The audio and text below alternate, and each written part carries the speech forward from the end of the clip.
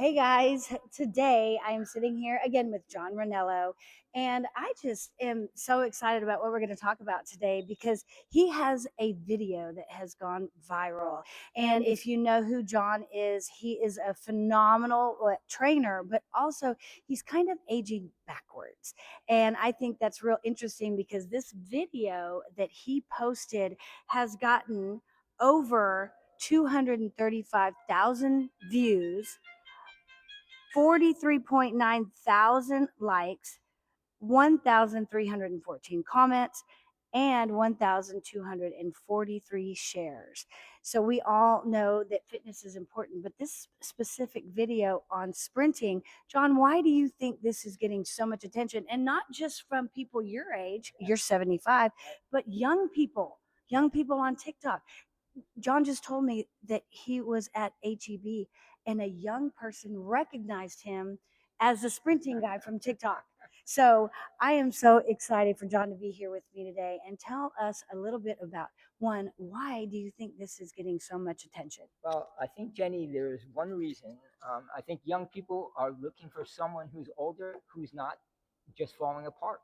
And they're excited to see that at 75 years old, I'm capable of jumping and sprinting and being bouncy at my age. Yeah. And I think that's something that kind of excites them. And if you listen to some of the comments they make to me, it's very fascinating to me. And so I'm so happy to be on TikTok. I've only been on it for about 2 months, and I already have about 1,250 followers on TikTok, which is unusual. For an Yeah. older person to have I followers don't on think TikTok. most 75-year-olds know what TikTok is. No, no. So that's why I say John is aging backwards. Yes. Well, I think the important thing for young people to realize is that if we can regain some of the enthusiasm we had for exercise when we were young, I think that would help all of us. Now, let me Yeah. ask you, Jenny. I know you were a soccer athlete. Hmm. When do you consider yourself to be in the best shape, or what were you doing to be in the best shape of your life? Well, of course, when I was a soccer athlete, I was in really good shape, but I didn't even realize I was in good shape. When you're young and you play a sport and you're a competitive athlete, really of any sport, you're in really good shape automatically. But we take it for granted a little bit. It comes easy. We don't have, rehab, prehab, preventing injury. We don't have to do any of that. We can get away with a lot of things that as you age, you can't really get away with. So it kind of, I didn't realize I was in such good shape. It didn't take till I was older, probably after I had a child or two, that I got back in that same condition that I felt like I was in when I played soccer.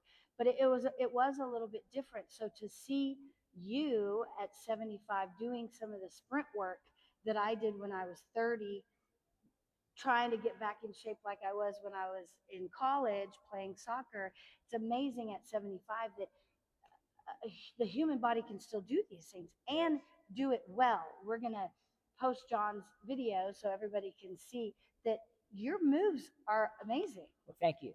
Well, I think what it is people see something in someone who's sprinting or acting like they're a young person. This morning, my two friends and I, who sprint every Friday morning, I just sprint one time a week. That's enough to do.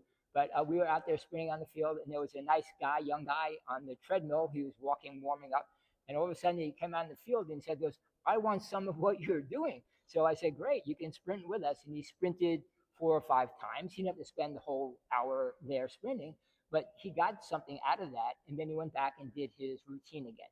So what I'd like to suggest to people, you don't have to change your routine.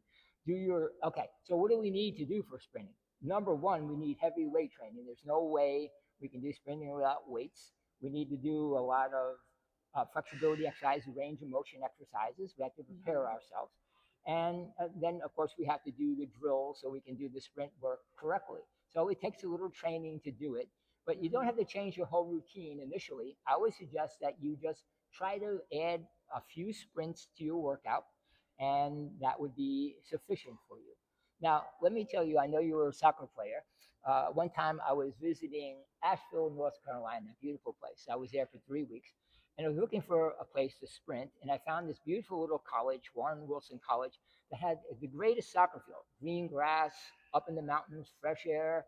So I asked the soccer coach, could I come there at 6 in the morning and sprint? He goes, oh, that'd be great, but just be careful. The kids leave food down here, and a lot of black bears come down and are Oh, on this field. So I'm thinking, oh my goodness, gotta watch out for these black bears. Anyway, I'm out there sprinting for a couple of weeks and jumping and just really joyful about it. And all of a sudden, this man comes in a pickup truck and he walks over and says, excuse me, can I speak to you for a moment? I said, sure. He said, now it was winter, so you could see the houses up in the mountains. So you see that big house way up on the top of that mountain? I said, yes. He goes, one of the richest men in all North Carolina lives there, and I'm the handyman. And he sent me down to tell you he would give every nickel he had for one day to do what you're doing on this field. And he said to tell you, you should be extremely grateful to be able to do that just one time. So to me, there, people see wow. something. He's up there with his field glasses watching me, an old man probably Right. watching me, thinking, okay, that's what it's like Right. when I was young.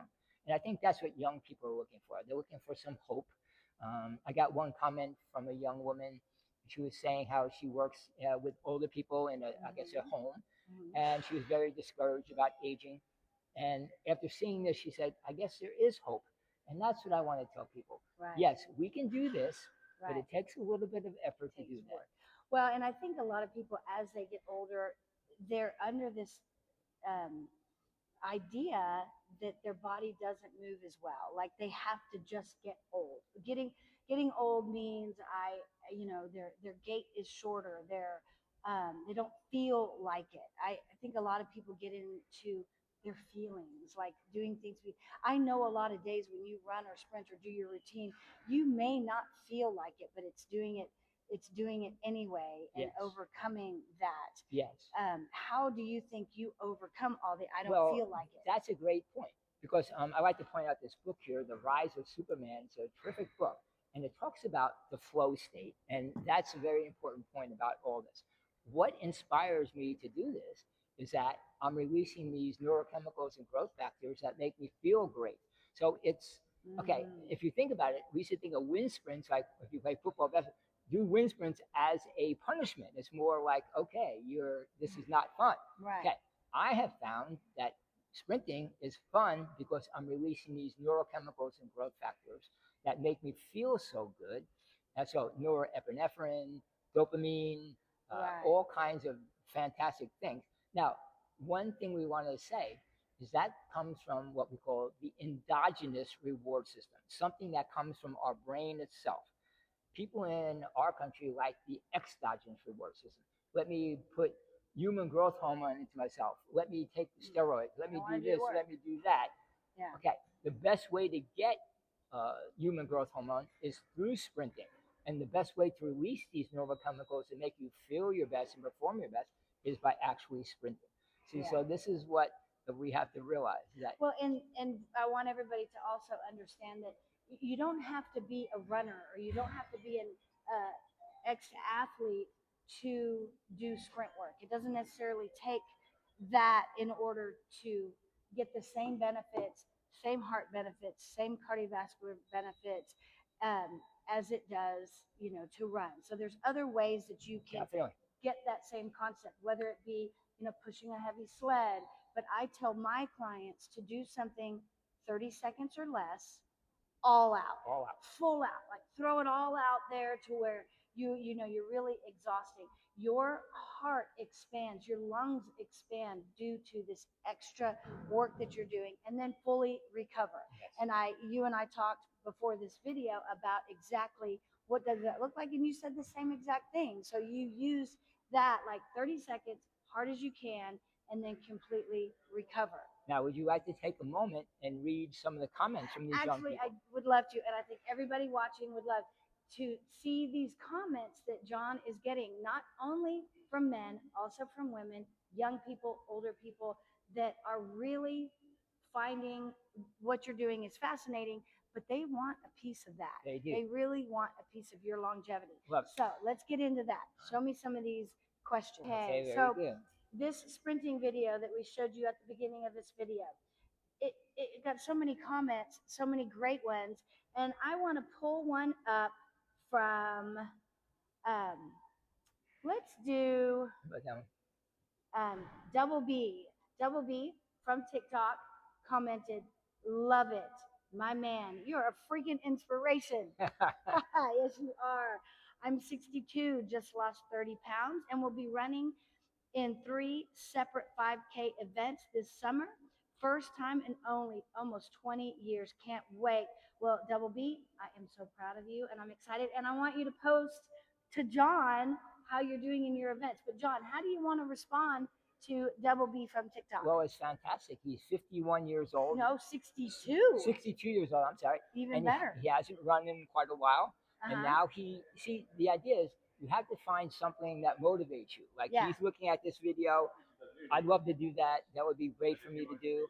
And so I just want to inspire him to stick with this thing, do the 5K race, and do the best he can, and let me know your results because Yeah, I'd like to see it. we want to know. We want to see a picture of you with your trophy, and then how good you feel after that. For one, you got self accomplishment. When you do something hard that's outside of what's comfortable for you, your body chemistry changes, your Yes. brain chemistry changes, your heart changes. Yes. So it's really important. We don't have to be so comfortable all the time. Every now and then, you got to get a little uncomfortable. That's it. Okay, let's see another one. Okay. Let's see. Okay.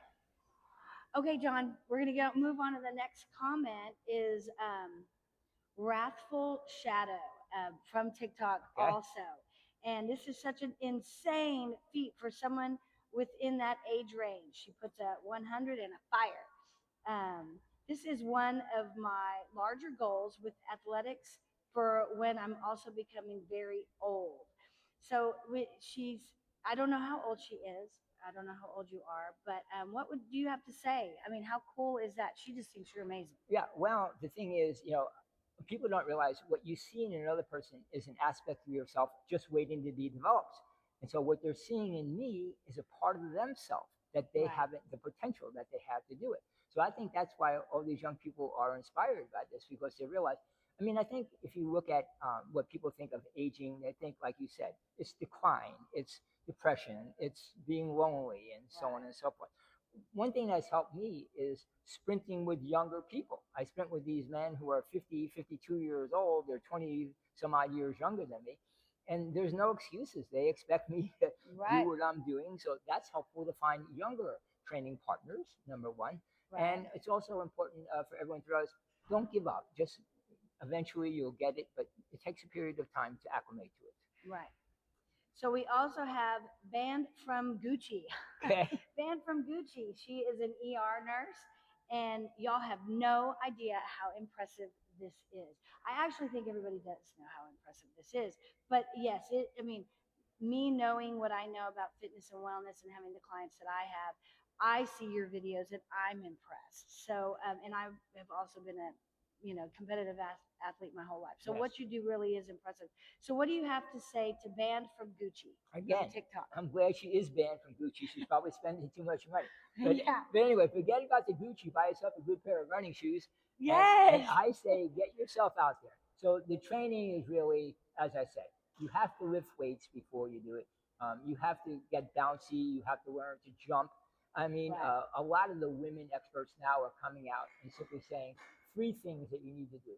Number one, we need to jump and jump down and have that force Right. down.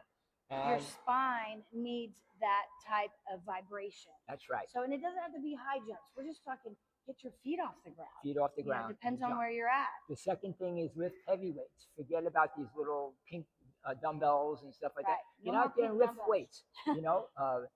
Do farmer carries and carry some heavy weight and lift weights and get your legs as strong as possible. And number 3, they suggest sprinting. So weight training, jumping, and sprinting are the Sprinting. 3 best ways for women, especially, to stay young, to keep their bones strong. For And it's so longevity. impressive. I've been in the fitness business over 50 years. And when I first started in the fitness business, women and men worked out on different days. Yeah. Isn't Yeah, that incredible? I did. So I that remember was, so that was a strange thing. So now it's beautiful to see women eating and getting strong and getting out there and being fit. Yeah, people are changing. People are aging differently. Okay, I have another one, and I like this one, so Okay. I want to go ahead and bring this. Fender Heavy, again from TikTok. He says, he or she, I can't really see. I'm sorry. It looks like a he, and he looks like a young guy. This is wild. This kind of movement would still be impressive for a 50-year-old, let alone 75. What a badass. And I'm here to say you are a badass. But what do you want to say to Fender Heavy from Well, TikTok? again, Fender, the thing is this. Uh, what I'm doing, I'm hoping is going to be the norm when you're 75.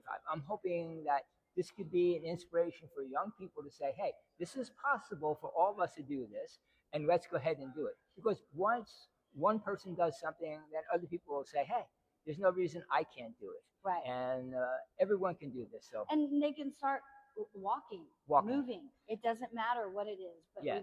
we need a game plan. Now, Jenny, may I kind of finish up here?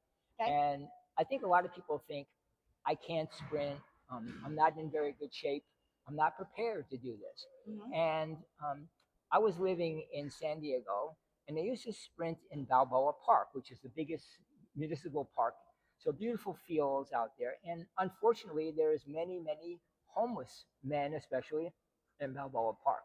And I'm out there sprinting one day, and this man's looking at me, this homeless man's looking at me. And all of a sudden, he comes over to me and he gives me a suggestion on how to hold my hands better when I'm sprinting. And I'm thinking, do you know something about sprinting? And he just kind of walks away and doesn't say anything to me. Okay. This is a homeless man. This is the homeless man in the park. So I go back and I'm helping this older gentleman I spoke about before, Robert Johnson, who's very intuitive. Mhm. And I'm telling him about this homeless man instructing me on this how to sprint.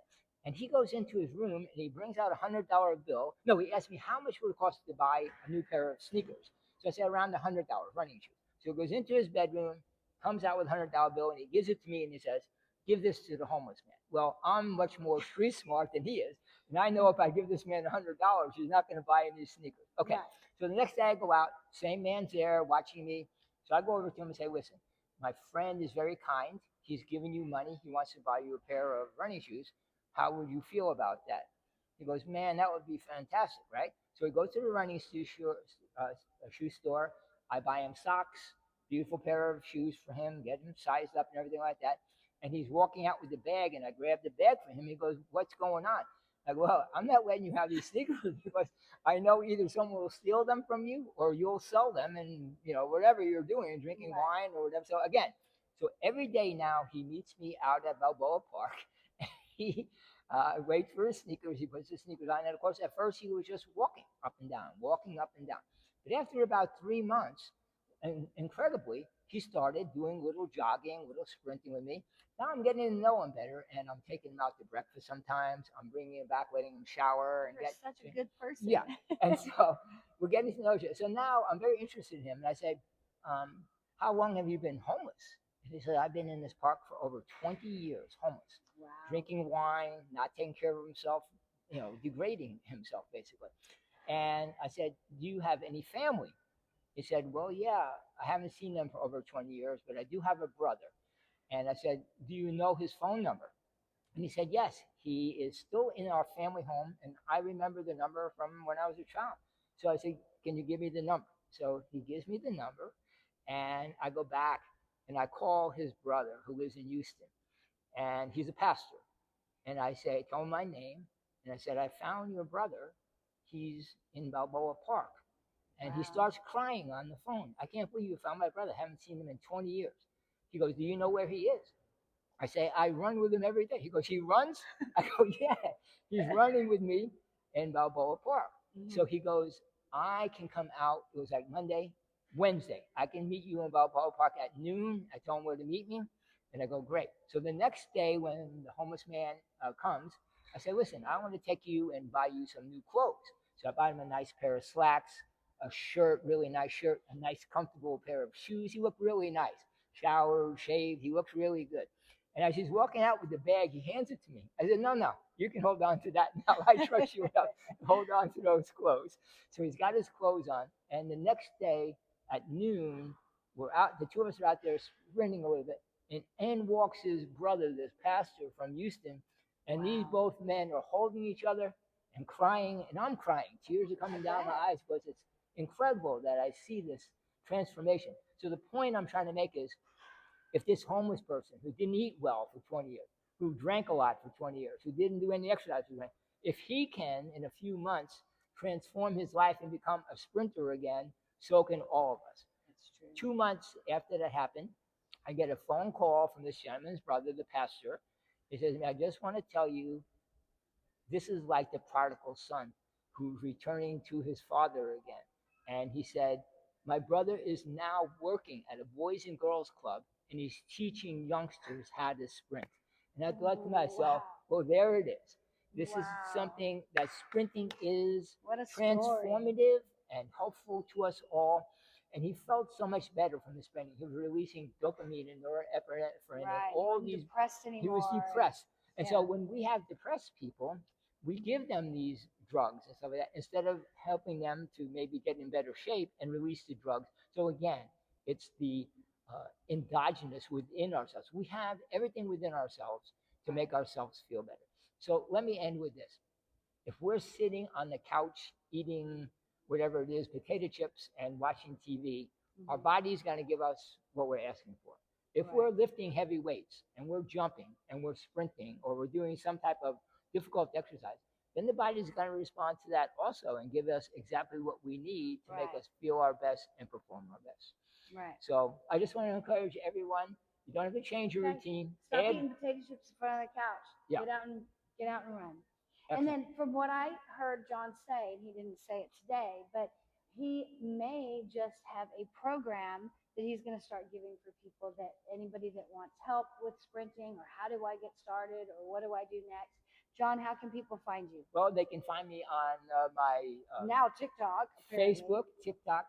So it might get lost. Instagram. If you really want to get to know Yeah, John, I'll put out my my email address so people can contact me if they want. We'll post that here. Post that. Okay, Jenny, that was great. Good job.